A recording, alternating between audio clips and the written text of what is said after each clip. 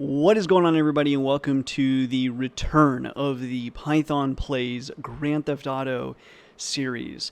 So, what's changed? What is this project? If you're not familiar with the project, it was from about 5 years ago, back when the OpenAI universe was set to include Grand Theft Auto 5, which was such a cool sandbox. If you don't know what the universe was, or is, sort of, I'm not really sure, it kind of was.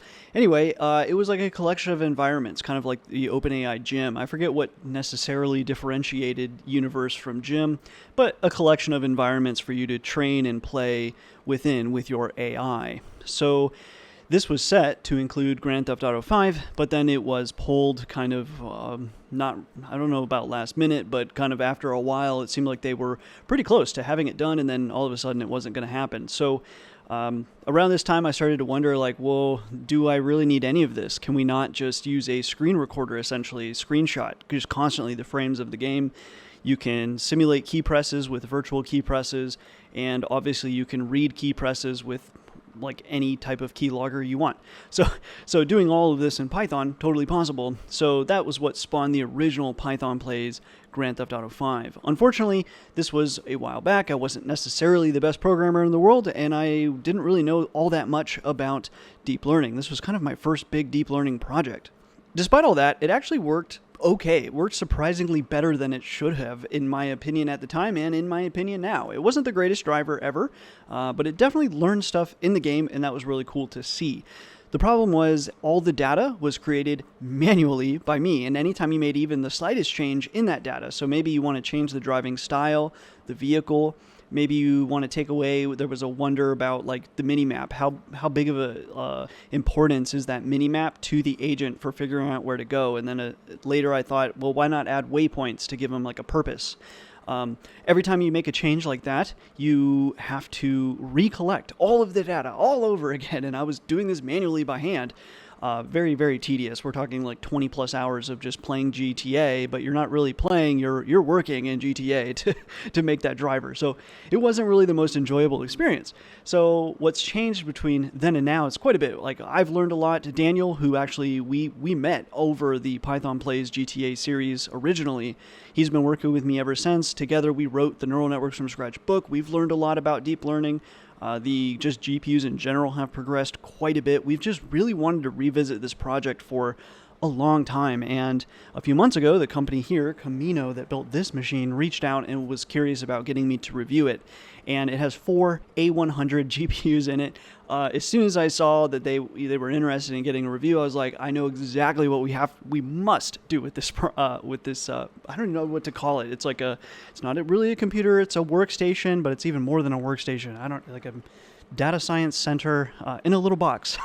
So anyways, they've been extremely patient with us. We've had it definitely longer than was intended. So thanks to Kamino for that. I also have quite a few other machines which have come in handy. So one of the major changes from back then till now is Daniel has created for us essentially like our own NPC that plays Grand Theft Auto for us and logs all of this data. And we can tell this NPC what we want, like how do we want it to drive, what settings do we want, waypoints, do we want to show the minimap and all of that. So this is a massive update just for me to not have to make the data, but also it allows us to make data faster so we can run as many of these NPCs as we can run GTA 5 instances. Also, this allows us to train a model live. So we have agents that are just constantly playing this model, and then we are also constantly training this model. So what this means for you guys that are going to plausibly be tuning in to watch, so we'll be streaming it just like I did before, about 24/7 on Twitch. Grand Theft Auto seems to have like a memory leak or something, and if you leave it up long enough, it is going to crash like within 24 hours, sometimes less, sometimes more. So close to 24/7, we'll be trying to stream this. And unlike before, when I would train a model, basically I had to train a model and then update the model that the agent actually playing the game and streaming the game to Twitch. That was a static model. That model did not change. Unless I manually changed that model. Basically, it wasn't learning live as it played the game. in this case, the agent that is playing on the most recent up-to-date model, whatever it is that we're training, and it is constantly being updated. And this has been really, really fun just as we've been trying to prepare and get everything ready for the stream. We've been training different models, and just seeing them grow and change like in real time is really cool. I mean, obviously you see like your loss curve go down or something, but very rarely do you get to see like a constant representation of where is your model right now. And it's been really fun to watch. So hopefully if you tune into the stream, you should be able to tune in, especially if it's a newish model, you should be able to tune in like a few hours later, and it should be a little different. And then as it matures, it might take days or something to get actually much better from the previous point.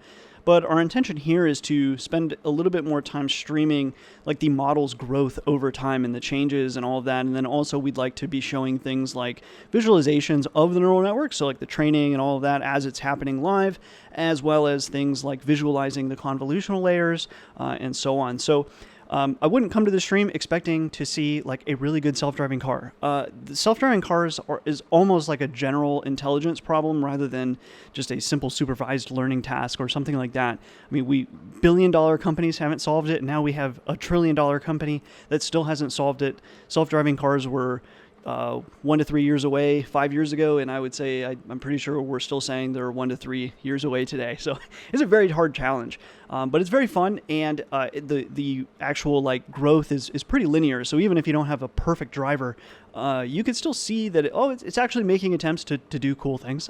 So and it's at least okay. It just might crash once in a while, which is fine in Grand Theft Auto. It's just not quite fine for real life.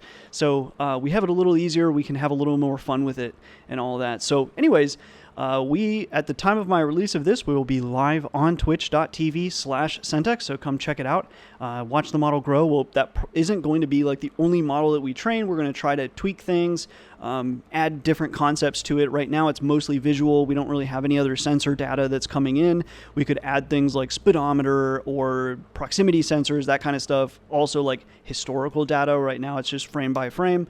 So we have lots of ideas that we want to test, but I really just wanted to get it out, get the stream out, because each time we test our ideas, like I said, even as we've been building it, it's really cool to like watch the model grow and kind of see what are the differences between these models and all that. So anyways, definitely come check out the stream if you're interested in this sort of thing. It's just cool to watch it grow and change over time. And then also if you have any ideas, suggestions, all that, we'll certainly be open to input from people. So anyway, that's it. Come check us out on twitch.tv/Centex. Otherwise, I will see you guys in another video or on the stream.